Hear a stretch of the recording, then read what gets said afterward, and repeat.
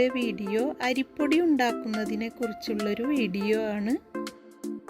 ഈ രീതിയിൽ നമ്മൾ അരിപ്പൊടി ഉണ്ടാക്കിയെടുത്താൽ നോർമൽ വാട്ടർ ഉപയോഗിച്ചും തിളച്ച വെള്ളത്തിലും നമുക്ക് സോഫ്റ്റായ പത്തിരി ഉണ്ടാക്കിയെടുക്കാം.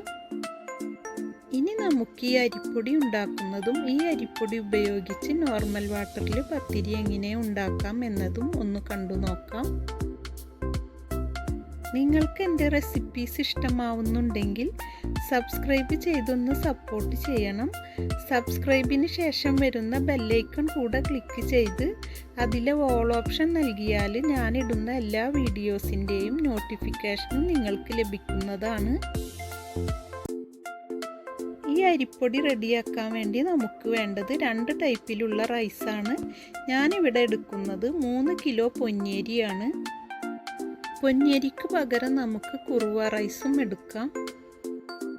ഇനി ഇതിലേക്ക് വേണ്ടത് പച്ചരിയാണ്. നമ്മൾ പൊന്നിയരി 3 കിലോന് എടുക്കുമ്പോൾ അതിൻ്റെ പകുതി ഭാഗമാണ് നമ്മൾ പച്ചരി ചേർക്കേണ്ടത്. 1.5 കിലോ പച്ചരിയാണ് ഞാനിവിടെ എടുക്കുന്നത്. നമ്മൾ അരിപ്പൊടിക്കുള്ള റൈസ് എടുക്കുമ്പോൾ എപ്പോഴും പശ കുറഞ്ഞ റൈസ് എടുക്കാൻ പ്രത്യേകം ശ്രദ്ധിക്കണം. ഇപ്പോൾ 2 തരം റൈസും ഞാൻ ഒന്നിച്ച് ചേർത്തു. ഇനി നമുക്കിതൊന്ന് നന്നായി കഴുകിയെടുക്കണം. റൈസ് കഴുകിയെടുക്കുമ്പോൾ നന്നായി വെള്ളം തെളിഞ്ഞു വരുന്നത് വരെ കഴുകിയെടുക്കണം. 8 പ്രാവശ്യമെങ്കിലും കഴുകിയാലേ നന്നായി വെള്ളം തെളിഞ്ഞു വരുള്ളൂ. കഴുകിയെടുക്കുന്നതിൻ്റെ വീഡിയോ എൻ്റെ കയ്യിൽ നിന്ന് മിസ്സായതുകൊണ്ട് അതെനിക്കിവിടെ കാണിക്കാൻ കഴിഞ്ഞില്ല. റൈസിലെ വെള്ളം നന്നായി വാർത്തെടുത്തതിന് ശേഷം നമുക്കിത് ഉണക്കിയെടുക്കണം. വെയിലിൽ വെച്ച് റൈസ് ഉണക്കിയെടുക്കരുത്. ഫാനിനടിയിൽ ഒരു ബെഡ്ഷീറ്റ് വിരിച്ച് അതിൽ പരത്തിയിട്ട് വേണം ഉണക്കിയെടുക്കാൻ.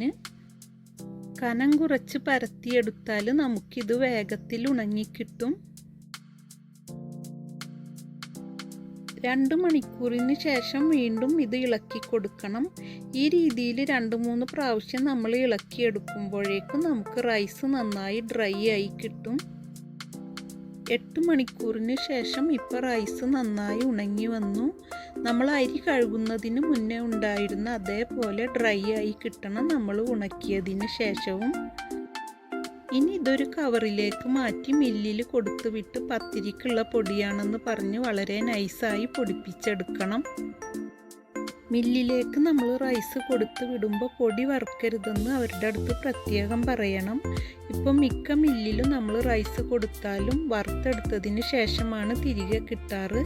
വറുത്ത പൊടി കൊണ്ട് നമുക്ക് നോർമൽ വാട്ടറിൽ പത്തിരി ഉണ്ടാക്കാൻ കഴിയില്ല. ഇപ്പം നമ്മുടെ അരിപ്പൊടി ഇവിടെ റെഡിയായി. ഞാനിതൊന്ന് അരിച്ചെടുത്തതിന് ശേഷമാണ് നിങ്ങളെ കാണിക്കുന്നത്. മില്ലിൽ നമ്മൾ നൈസായി പൊടിക്കാൻ പറഞ്ഞാലും ചില മെഷീൻ്റെ വ്യത്യാസത്തിൽ നമുക്ക് വളരെ നൈസ് പൊടി കിട്ടാറില്ല. വളരെ നൈസ് അരിപ്പ് ഉപയോഗിച്ച് അതൊന്ന് അരിച്ചെടുത്താൽ നമുക്ക് ആ പ്രശ്നവും സോൾവ് ചെയ്യാം. ഇനി നമുക്കിതൊരു നനവില്ലാത്ത എയർ ടൈറ്റ് കണ്ടെയ്നറിലേക്ക് മാറ്റാം.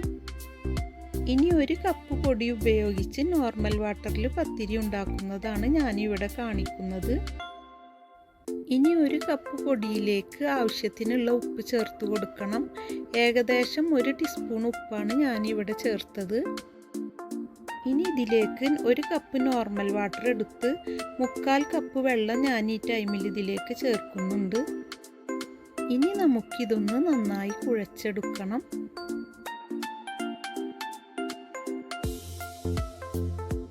വെള്ളം കുറവുണ്ടെങ്കിൽ വീണ്ടും വെള്ളം ചേർത്ത് കുഴക്കണം. ഇങ്ങനെ 5 മിനിറ്റ് കുഴച്ചെടുക്കണം. ഇങ്ങനെ കുഴച്ചെടുക്കുമ്പോൾ നമുക്ക് പൊടിയെല്ലാം നന്നായി കുതിർന്ന് കിട്ടും. ഇപ്പം 5 മിനിറ്റ് പൊടി കുഴച്ചെടുത്തു.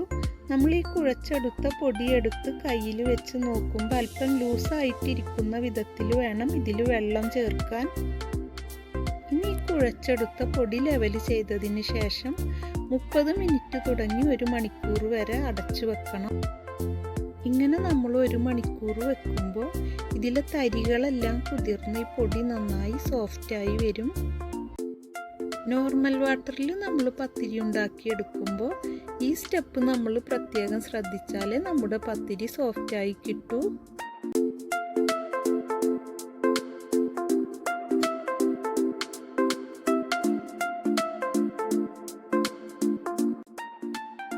ഇതിലേക്ക് വേണ്ടി 1 കപ്പ് വെള്ളം എടുത്തതിൽ നിന്ന് 2 ടേബിൾ സ്പൂൺ വെള്ളം ബാലൻസ് ഉണ്ട്. ഇനി നമുക്ക് 1 മണിക്കൂറിന് ശേഷം ആവശ്യമെങ്കിൽ വെള്ളം ചേർക്കാം. 1 മണിക്കൂറിന് ശേഷം 5 മിനിറ്റ് കൂടി ഇത് കുഴച്ചെടുക്കണം. എനിക്കിതിൽ വെള്ളമൊന്നും ചേർക്കേണ്ടി വന്നില്ല. ചില അരിപ്പൊടിയുടെ വ്യത്യാസത്തിൽ നമുക്ക് അല്പം വെള്ളം ചേർക്കേണ്ടി വന്നാൽ ഈ ടൈമിൽ നമുക്ക് ചേർത്ത് കൊടുക്കാം. നമ്മളിത് കുഴച്ച് വെക്കുന്ന ടൈമിൽ പൊടി ലൂസായിരുന്നെങ്കിലും ഈ മാവ് അത്ര സോഫ്റ്റ് ആയിരുന്നില്ല. 1 മണിക്കൂറിന് ശേഷം നമ്മുടെ മാവ് ഇപ്പം നന്നായി സോഫ്റ്റായി വന്നു. ഇനി നമുക്കിത് ഉരുളകളാക്കിയെടുക്കാം.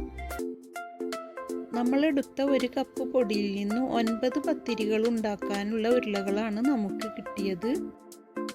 ഇനി പത്തിരി ചുടാനുള്ള ചട്ടി അടുപ്പിൽ വെച്ച് നന്നായി ചൂടാക്കിയെടുക്കണം.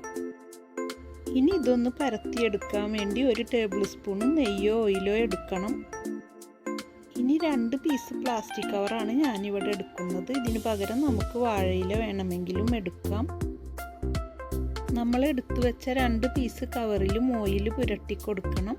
എന്നിട്ട് അതിന് മുകളിൽ ഒരു ഉരുള വെച്ചതിന് ശേഷം അതിന് മുകളിൽ മറ്റേ പീസ് വെച്ച് നമുക്കിതൊന്ന് നന്നായി പരത്തിയെടുക്കാം. നോർമൽ വാട്ടർ ഉപയോഗിച്ച് നമ്മൾ പത്തിരി ഉണ്ടാക്കുമ്പോൾ മാക്സിമം കനം കുറച്ചുണ്ടാക്കാവുന്ന രീതിയിലുള്ള പത്തിരിയാണ് ഞാനിന്ന് വീഡിയോയിൽ കാണിക്കുന്നത്. നമ്മൾ സാധാരണ നൈസ് പത്തിരി ഉണ്ടാക്കുന്ന കനത്തിൽ നോർമൽ വാട്ടർ കൊണ്ട് ഉണ്ടാക്കുന്ന പത്തിരി ഉണ്ടാക്കി ചുട്ടെടുത്ത് കഴിഞ്ഞാൽ അത്ര പെർഫെക്റ്റ് ആയി കിട്ടുന്നില്ല. അതുകൊണ്ട് നോർമൽ വാട്ടർ കൊണ്ട് ഉണ്ടാക്കുമ്പോൾ അല്പം കനത്തിൽ ഉണ്ടാക്കുന്നതാണ് നല്ലത്.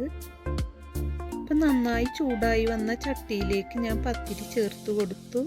ഇനി ഇത് 3 സെക്കൻഡ് കഴിഞ്ഞൊന്ന് തിരിച്ചിട്ട് കൊടുക്കണം. തിരിച്ചിട്ട് 1 സെക്കൻഡിന് ശേഷം ഇതിൻ്റെ മുകൾ ഭാഗം തവി വെച്ചൊന്ന് അമർത്തി കൊടുക്കണം. അപ്പോൾ ഇതിലുള്ള വെള്ളത്തിൻ്റെ അംശമൊക്കെ നമുക്ക് പെട്ടെന്ന് വലിഞ്ഞ് കിട്ടും. ഇപ്പോൾ അടിഭാഗം വെന്ത് വന്നപ്പോൾ നമ്മളിത് വീണ്ടും തിരിച്ചിട്ട് കൊടുത്തു. ഇപ്പം നമ്മുടെ പത്തിരി നന്നായി പൊള്ളച്ചു വന്നു. ഇനി ഇത് ചെറുതായി ഒന്ന് അമർത്തി കൊടുത്തതിന് ശേഷം നമുക്ക് ചട്ടിയിൽ നിന്ന് മാറ്റാം. ഇപ്പം എല്ലാ പത്തിരിയും ഞാനിവിടെ ചുട്ടെടുത്തു. നോർമൽ വാട്ടറിൽ നമ്മൾ പത്തിരി ഉണ്ടാക്കിയെടുക്കുമ്പോൾ 1 നേരം കഴിക്കാനുള്ളത് ഉണ്ടാക്കിയെടുക്കുന്നതാണ് നല്ലത്. അടുത്ത ടൈമിലേക്ക് നമ്മൾ മാറ്റി വെക്കുമ്പോൾ ഈ പത്തിരിയുടെ സോഫ്റ്റൊക്കെ നഷ്ടപ്പെടുന്നുണ്ട്. നമ്മളിത് ഉണ്ടാക്കിയെടുത്ത ഉടനെ ഈ പത്തിരി നല്ല സോഫ്റ്റാണ്. അത് നിങ്ങൾക്ക് വീഡിയോയിൽ തന്നെ മനസ്സിലാവുന്നുണ്ടാവും. എന്നാൽ ഇത് അടുത്ത ടൈമിലേക്ക് നമ്മൾ മാറ്റി വെക്കുമ്പോൾ ഇത്രയും സോഫ്റ്റ് അടുത്ത ടൈമിൽ നമുക്ക് കിട്ടുന്നില്ല. നമ്മൾ പത്തിരിയൊക്കെ ചുട്ടെടുത്ത് ചൂടാറുന്നതിന് മുന്നേ തന്നെ അല്പം തേങ്ങാപ്പാലിലും മുക്കിയെടുത്ത് ഇതൊരു വാഴയിലയിൽ പൊതിഞ്ഞ് വെച്ച് 10 മിനിറ്റിന് ശേഷം ഉപയോഗിക്കുകയാണെങ്കിൽ ഇലയുടെ സ്മെല്ലും തേങ്ങാപ്പാലിൻ്റെ സ്മെല്ലൊക്കെ ചേർന്ന് ഈ പത്തിരിക്ക് സ്പെഷ്യൽ ടേസ്റ്റാണ്. എൻ്റെ കയ്യിൽ വാഴയില ഇല്ലാത്തതുകൊണ്ട് ഞാനിപ്പോൾ ഇതിവിടെ ഉപയോഗിക്കുന്നില്ല. നിങ്ങളുടെ കയ്യിൽ വാഴയില ഉണ്ടെങ്കിൽ അത് ഉപയോഗിച്ച് നോക്കിയാൽ അതിൻ്റെ ടേസ്റ്റ് വ്യത്യാസം നിങ്ങൾക്ക് മനസ്സിലാകും. ഈ സെയിം അരിപ്പൊടി ഉപയോഗിച്ച് പൊടി വാട്ടിയെടുത്ത ശേഷം പത്തിരി ഉണ്ടാക്കി പിറ്റേ ദിവസം വരെ നമുക്ക് സോഫ്റ്റായി തന്നെ സൂക്ഷിച്ചു വെക്കാം. അതെങ്ങനെ റെഡിയാക്കുന്നു എന്ന് നമുക്ക് മറ്റൊരു എപ്പിസോഡിൽ കണ്ടു നോക്കാം. ഇനിയും നല്ലൊരു റെസിപ്പിയുമായി നമുക്ക് വീണ്ടും കാണാം. നിങ്ങൾക്കെല്ലാം നല്ലത് വരട്ടെ എന്ന് പ്രാർത്ഥിച്ചുകൊണ്ട് നിങ്ങൾക്കെല്ലാം എൻ്റെ സലാം.